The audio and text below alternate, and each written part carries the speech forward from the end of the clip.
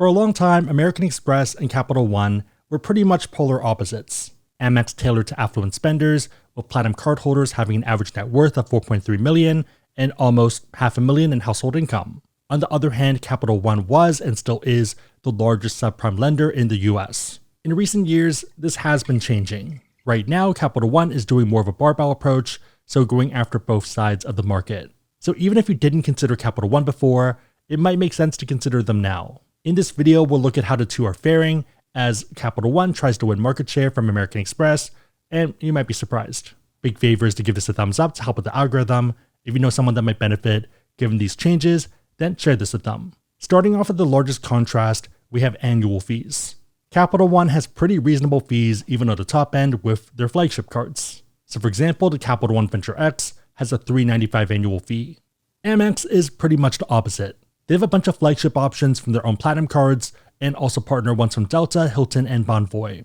As of filming, these are going to range from $550 to $695 annual fees. The crazy part to me is the mid-level. So for example, if we look at the Amex Delta Gold and Delta Platinum, the Delta Platinum has a $350 annual fee. There's a lot more here that we'll get into, but that's just a $50 difference from Capital One's Venture X. A big reason for this is going to be the respective strategies.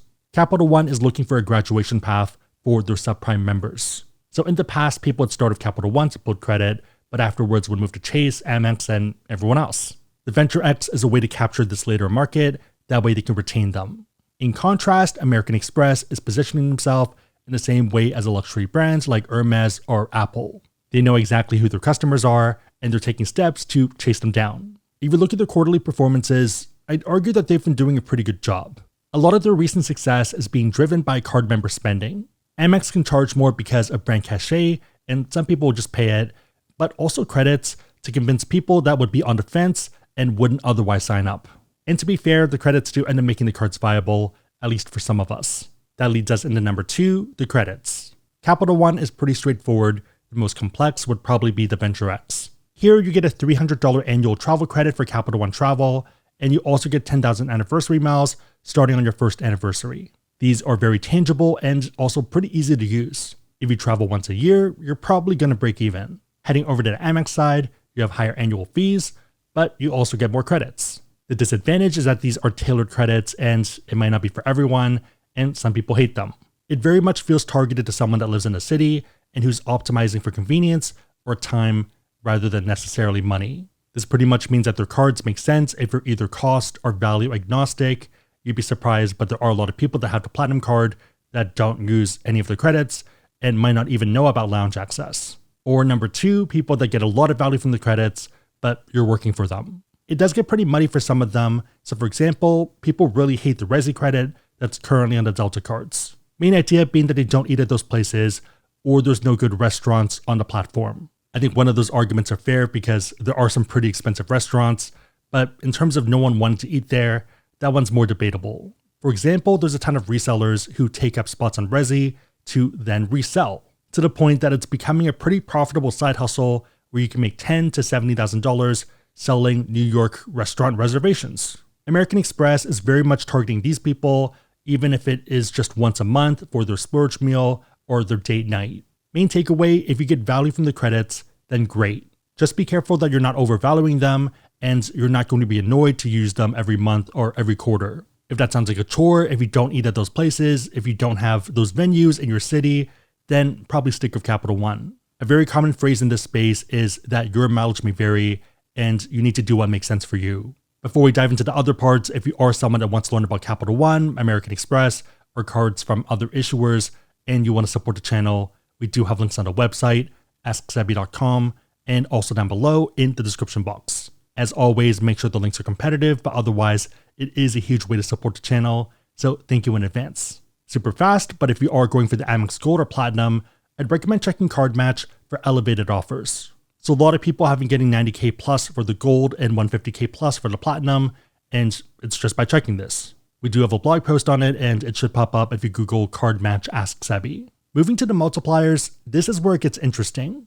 So it really depends on where you spend your money and how you spend it, but Capital One hits above its weight class. For example, the Saver One earns 3% cash back on dining, entertainment, popular streaming, and at grocery stores. This is a no annual fee card and it's pretty competitive given that there's no caps and region locking. Note that of Capital One, if you do earn cash back, you can transfer it into their miles in order to get additional upside. Another good card in terms of multipliers is the Venture X. So you get 10x miles on hotels and car rentals booked through Capital One Travel, 5x on flights and vacation rentals through Capital One Travel, and 2x on everything else. The 10x and the 2x are pretty key because Amex doesn't have an answer to them, at least in a scalable way. So for example, the Amex Platinum card has hotels, but only at 5x and not car rentals. In terms of the 2x for everything else, Amex has the Blue Business Plus, but it is capped off at $50K in spend per year. For normal people, that's more than reasonable, but for people that they're probably targeting, it might be limiting.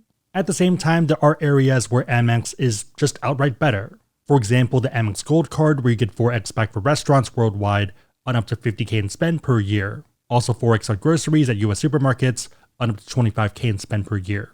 Unsurprisingly, 4x is better than 3% or 3x. In addition, if you do travel a ton, especially with brands like Hilton, then their cards are pretty competitive. So for example, if the Hilton Aspire card, you're getting 14x back when you book Hiltons. If I had to simplify it and you can be super pedantic, then I would say that Capital One makes more sense if you don't really want to deal with credits and you have any spend. Or you might still have some credits, but it's a lot less annoying. For American Express, if you're using all the credits, then any spend is fine. If you're using some of the credits, then you probably would want moderate spend. If you're using none of the credits, then you'd want high spend. The caveat being that if you spend a ton, then you might need to get a second gold card. So I'm not in this position yet, but there are some families that spend $3K a month on groceries, or $1,600 a month for groceries for 2 people. Main takeaway for this part is that I think both are fine. It really depends on if you want to juggle credits or if you want something simple. Okay, so we've talked about earning miles with Capital One and points of Amex, but what about actually using them? Over on American Express, you have a laundry list of options, so much so that I'm not even going to go through every one of them, but the main key ones. In the past, I have done videos on the 10 plus ways to use Amex points. Going through the key ones, with statement credit, you're getting 0.6 cents per point, so 100K MR points is 600 in value. If you book travel through Amex Travel, it's 1 cent per point, so 1,000 in value, and same if you have Amex Business Checking with the Business Platinum. If you have the Platinum Charles Schwab card, you can do a Schwab transfer at 1.1 cent per point. If you book flights through Amex Travel with the Business Platinum with the 35% rebate, it's 1.54 cents per point. Last one is transferring to partners, where you're targeting at least 2 cents per point. So lots of options, but also pretty complicated. Capital One is a lot more straightforward, so you're getting about 1 cent per mile for travel or through Capital One Travel, and about 0.5 cents per mile for statement credits. When transferring out to partners, we're still targeting 2 cents per mile, but it really depends on you. I think you could argue both sides here. If you're doing more normal travel, then Capital One is easier to use. On the other hand, if you're looking for cash equivalents and you're willing to get a bunch of cards, then Amex is pretty nice.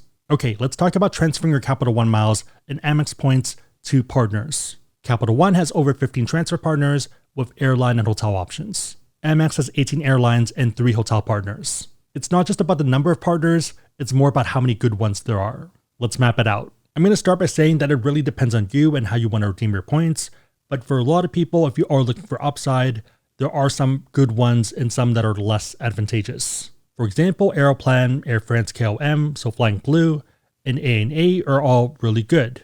Aeroplan and Flying Blue are on both programs, but ANA is only on Amex. The next few are not as interesting to me. I guess you could make arguments for Emirates if you do want to fly them, but otherwise it's pretty expensive. Heading to the next batch, we have Qantas, Singapore, Turkish, and Virgin Atlantic. So Qantas, Singapore, and Virgin are all at the same rate, but only Capital One has Turkish. For hotels, the main competitive one for me is Hilton, and this is on Amex's side. Hilton is very much targeted towards the top end, so if you're doing aspirational redemption, and especially now with SLH properties, it is pretty amazing. If you're looking to fly ANA to Japan, then having them as a transfer option is a lot better because you have more optionality and more availability. You pretty much have first dibs compared to Virgin. For me at least, I give the edge to American Express. Speaking of flying, let's look at the elephant in the room, lounge access. These benefits are more in the flagship cards, but that's to be expected. So Capital One has their own lounges in DFW, Dallas-Fort Worth, Denver, and Washington Dulles. They have lounges coming in Washington Reagan, LaGuardia, Las Vegas, and JFK. On top of that, they do have partner lounges like Plaza Premium and also a Party Pass membership.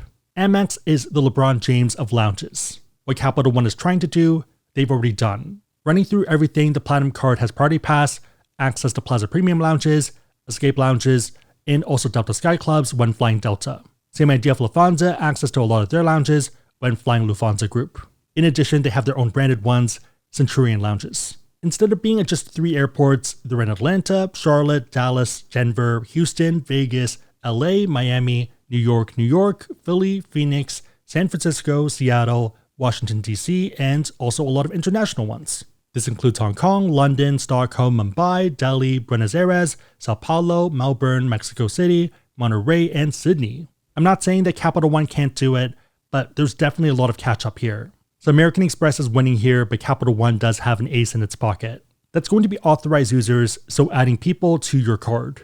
Capital One is overpowered and S tier in this respect. You can add up to 4 authorized users for the VentureX card for no additional cost. These users get access to Capital One lounges, and they can also request their own Priority Pass cards. If you have a player 2, if you're close with your immediate family and you trust them, then this can be pretty amazing. It pretty much means that one of you can get the card, and you can hook up for other people. For example, if you have kids in college or something, or maybe if your parents travel, but maybe only once a year. With Amex, if you wanted to do the same thing, then it comes at a cost. If you want to add additional Platinum cards, there's a fee of $195 per additional one. Additional Platinum cards will be the way to get benefits, like lounges. They also do have something called companion cards. So these have no annual fee, but you don't really get the same benefits, so you don't get lounge access. Main takeaway, I think American Express cards are great for super users who don't mind a ton of cards, who travel a ton, and don't mind credits. You probably will be paying a ton of annual fees, but it makes sense if you already travel and you value the free nights and other perks. On the other hand, if you don't travel as much yet and you don't want to overdo it, then Capital One makes a lot of sense. There definitely are weak spots, but it does punch above its weight class given the S tier benefits. Again, if you want to learn about cards, we have links on our website, asksabby.com, and also down below in the description box. If you made it to this point, leave a boxing glove emoji in the comments down below, and I'll try to heart it and also respond. 3 questions: which one do you like better, American Express or Capital One? Number 2, what's your favorite cards from both of them? And number 3, what would they need to do to make you go exclusive? Let me know and everyone else know in the comments down below. Big favorite, thumbs up, consider subscribing, but otherwise hope you liked it. See you next time.